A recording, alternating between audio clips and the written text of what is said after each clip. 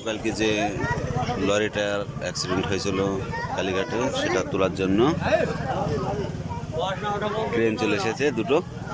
দেখা যাক ক্রেনে তুলতে পারবে কিনা।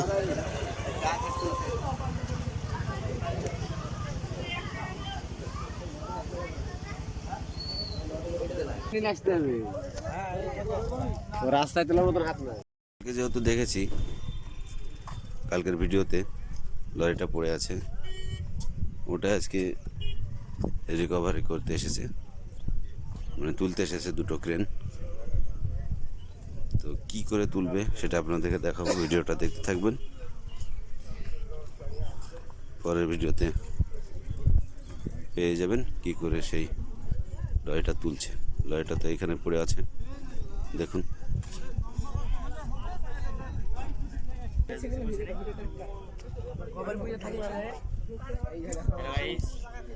ঘাটে